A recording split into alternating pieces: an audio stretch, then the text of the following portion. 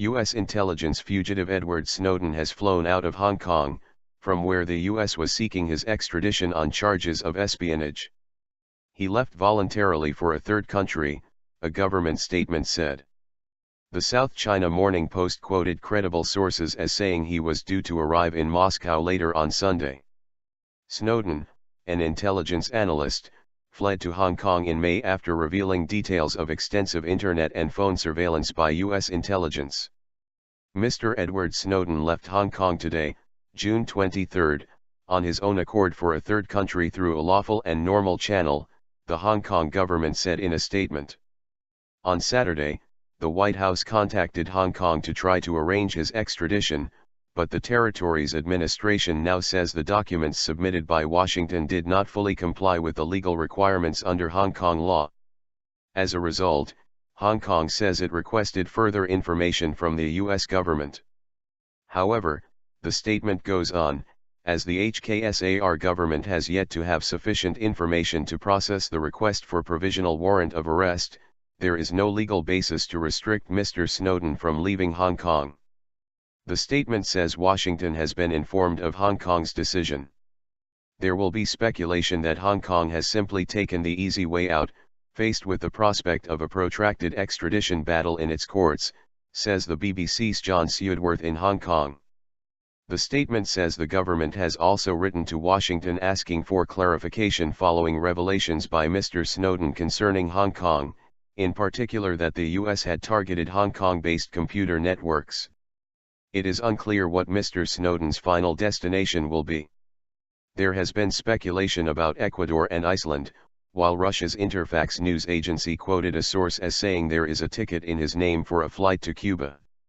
Whistleblowing website WikiLeaks has issued a statement saying that it has helped to find him political asylum in a democratic country. Mr. Snowden left the U.S. after leaking details of his work as an NSA, National Security Agency, analyst and the extensive U.S. surveillance program to Britain's Guardian newspaper and The Washington Post. He has been charged in the U.S. with theft of government property, unauthorized communication of national defense information and willful communication of classified communications intelligence. Each of the charges carries a maximum 10-year prison sentence. The complaint is dated June 14, although it was made public only on Friday. Biggest villain. Confirmation that Mr. Snowden has left Hong Kong came only hours after China's official Xinhua news agency condemned the U.S.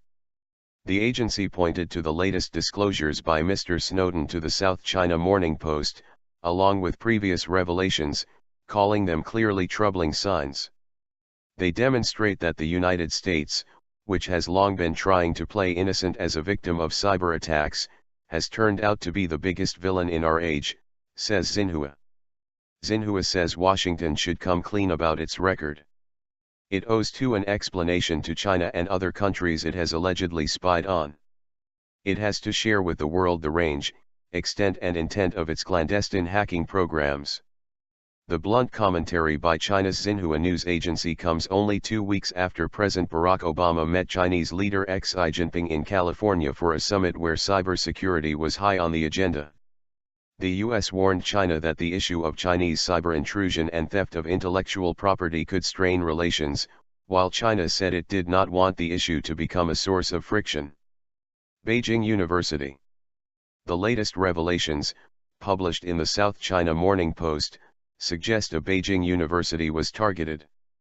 Further details of Mr. Snowden's allegations emerged on Sunday in a report saying that as recently as January this year the NSA hacked into computers and servers at the prestigious Tsinghua University in Beijing.